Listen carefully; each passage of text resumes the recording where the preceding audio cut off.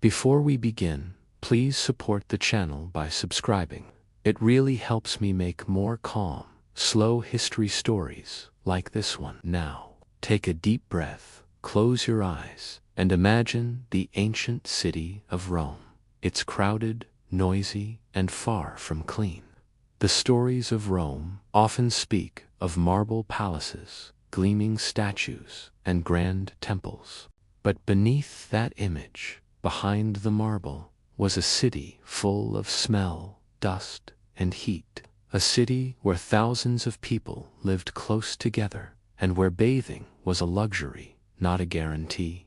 In the heart of Rome, the streets were narrow and twisted. Stone buildings leaned close together, their upper floors almost touching across the alleyways.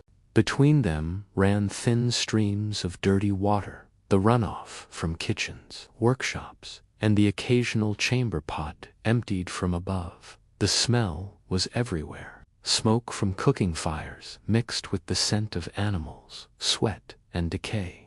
There were no sewers in most homes, only clay jars, buckets, or pits dug behind the house. For the poor, for the everyday Romans who lived in small wooden rooms, there were no private baths. The walls sweated in the heat, and the air was thick with the smell of bodies that had worked all day in the sun. Water was precious. It came through the aqueducts, miles of stone arches carrying water into the city, but only the wealthy could afford to have it flow into their homes. Everyone else fetched it from public fountains, carrying it in jars or clay pots, hoping there would still be some left when they arrived. Without regular bathing, dirt clung to the skin, sweat mixed with dust, forming a thin layer that never quite went away. Clothing, mostly wool or linen, absorbed it all. People washed their tunics rarely, because water cost money and soap was a luxury.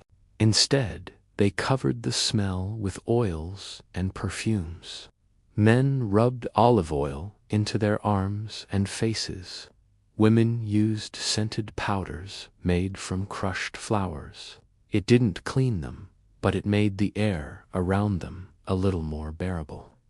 When a person could afford it once a week, maybe once every few days, they went to the public baths. But even that was not what we imagine today.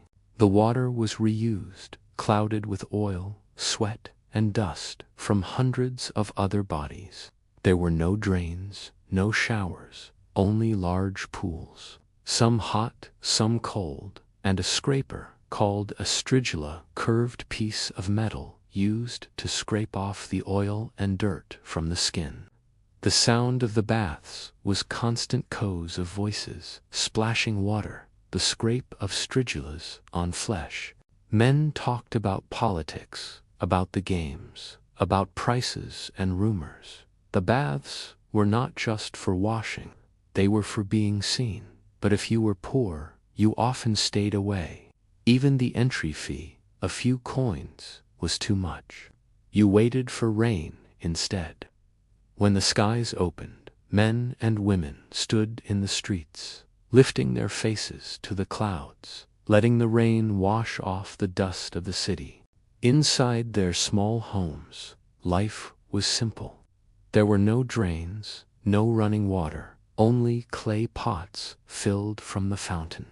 They used the same water for drinking, for cooking, and sometimes for washing their hands. The air was thick with the smell of cooking fires, lentils, onions, bread.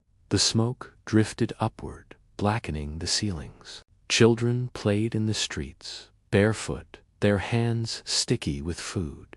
When night came, the city didn't rest. Candles flickered, dogs barked, voices echoed between the walls. People slept close together, on straw mats or thin blankets. The same air they breathed during the day lingered through the night, heavy and sour. The rich lived differently. They had private courtyards, fountains that trickled softly in the dark. They bathed daily, their servants pouring warm water over marble basins They used perfumed oils, scrubbed their skin with pumice, and dressed in fine linen. But even they could not escape the city's smell entirely. Rome was alive, and life always came with odor. The streets were swept only by the rain, garbage piled in corners, stray animals roamed freely.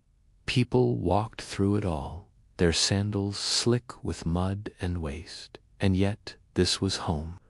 People laughed, ate together, shared stories as the sun went down over the rooftops. They had grown used to the filth, to the closeness, to the noise. They didn't think of it as dirty, it was simply life. Sometimes, when the wind was right, a cool breeze would blow in from the countryside.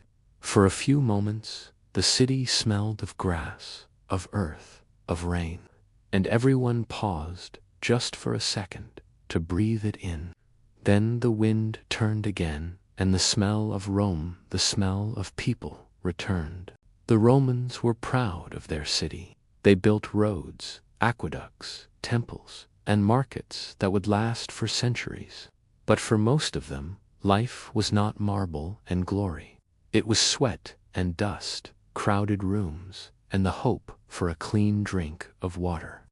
They lived without baths for days, sometimes weeks, and they carried on because that was what humans always did.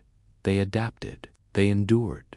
And so, as you listen to the sounds of old Rome, the creak of wood, the echo of sandals on stone, the distant murmur of fountains, let your mind drift. Let the past fade into calm. You are safe now, far from the heat and the dust. The air around you is clean. Breathe deeply, slowly, and as the ancient city fades, let yourself fall into sleep.